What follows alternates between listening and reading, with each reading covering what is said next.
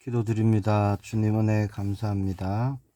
오늘도 말씀에 인도받을 수 있도록 이 시간 성령 하나님 충만함을 더해 주시고 지혜를 더하여 주옵소서. 주 예수 그리스도 이름으로 기도합니다. 아멘.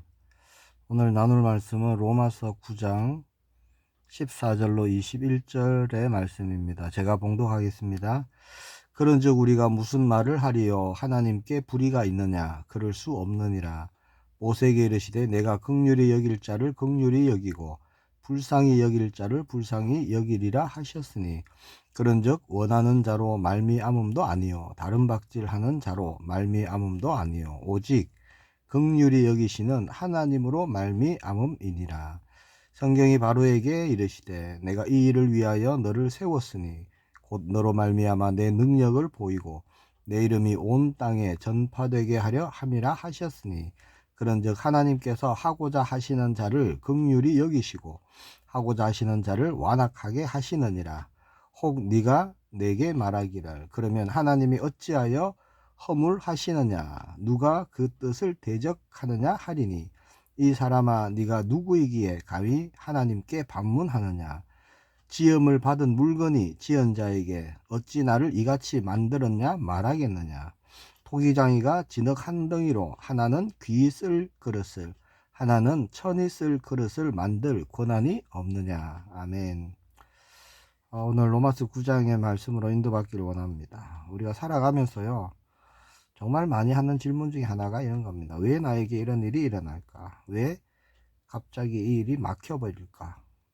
이렇게 생각 들고 질문할 때가 많지요.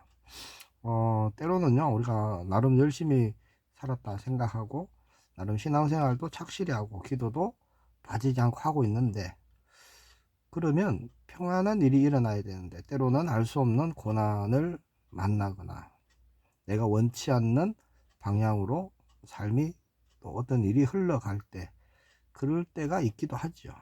자, 오늘 본문 말씀은 어떤 말씀이냐. 그렇게 사람의 이성으로는요 이해하기 힘든 일에 대해서 하나님이 우리에게 주시는 말씀입니다.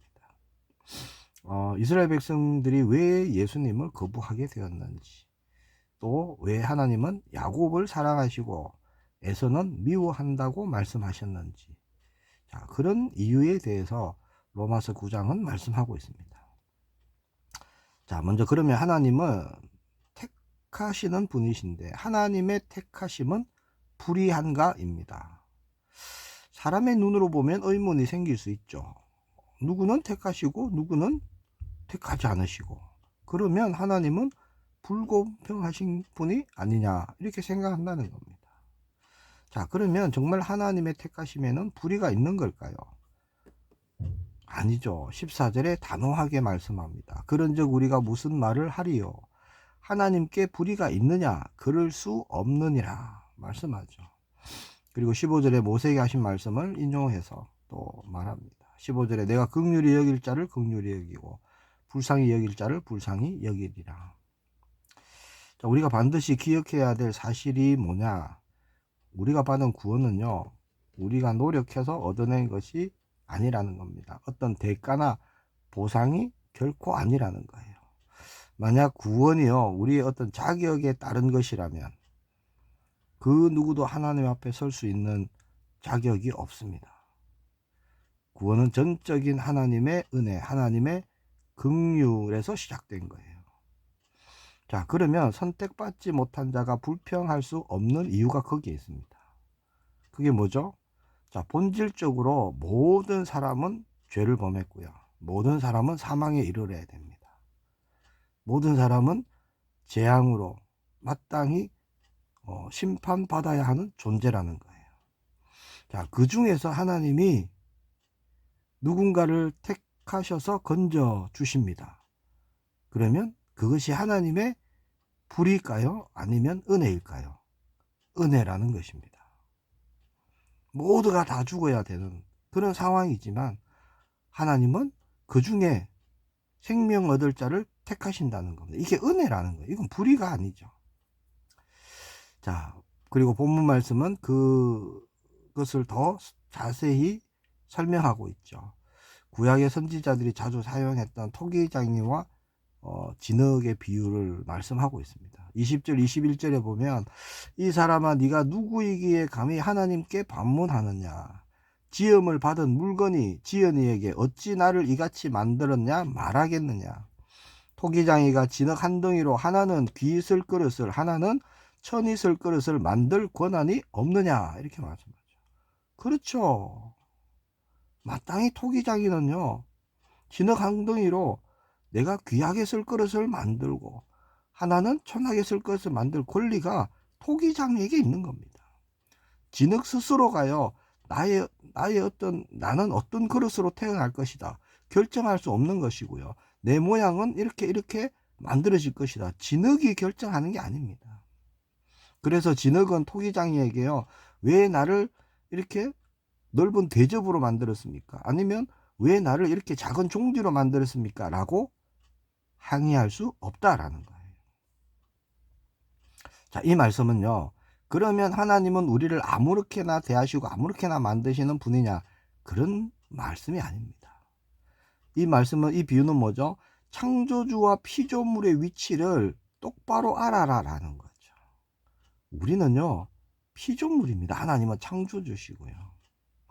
피조물인 우리의 지혜, 우리의 이성은요, 한계가 있어요. 유한한 겁니다. 하나님의 그 뜻, 하나님의 섭리, 자, 그런 것을 우리의 이성으로, 우리의 지식으로 다 판단하고 알 수가 있느냐? 없어요. 그 자체가 교만입니다. 그래서 로마서 9장이 우리에게 주시는 말씀이 뭐냐?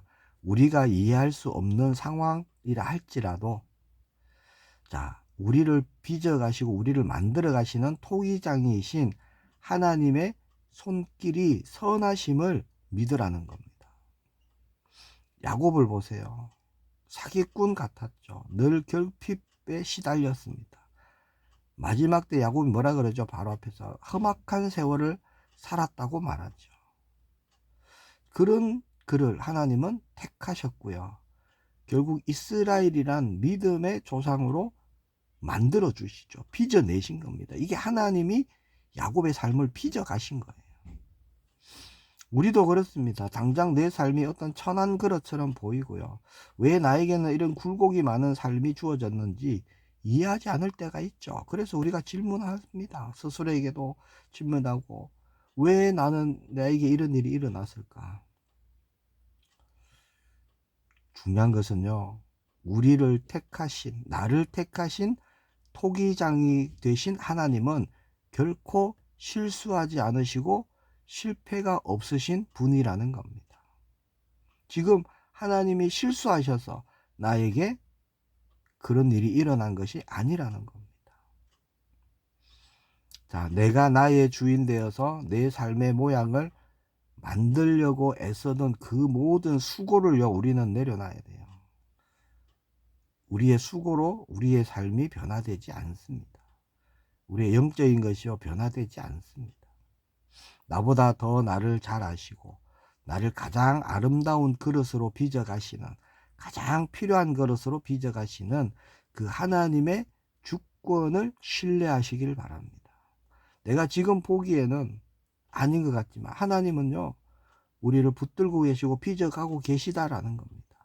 그 하나님의 선하신 손길에 우리는 삶을 온전히 맡겨드리는 겁니다. 하나님 마음껏 저를 빚으셔서 하나님 나라에 쓰임받는 그릇으로 만들어 주옵소서, 이렇게 우리는 맡겨야 돼요.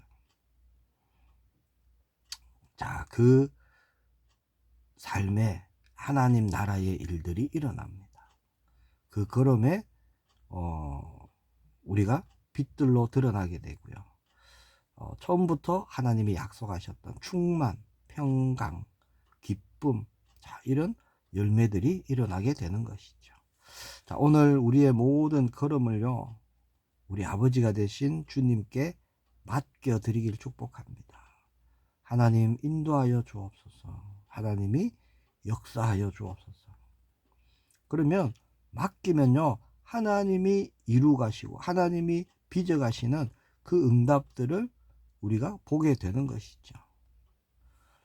그렇게 하나님 나라의 일에 오늘 쓰임 받는 우리 모두가 되기를 축복합니다. 기도하겠습니다. 주님 은혜 감사합니다. 우리를 빚어가시는 주님을 찬양합니다. 선하신 주님을 신뢰합니다. 때로는 우리가 이해되지 않더라도 주님을 신뢰함으로 흔들리지 않는 믿음 걸음 될 수 있도록 충만함으로 인도하여 주옵소서. 주님의 일에 쓰임받는 그릇들로 주님이 세워 주옵소서. 살아계신 주 예수 그리스도 이름으로 기도합니다. 아멘.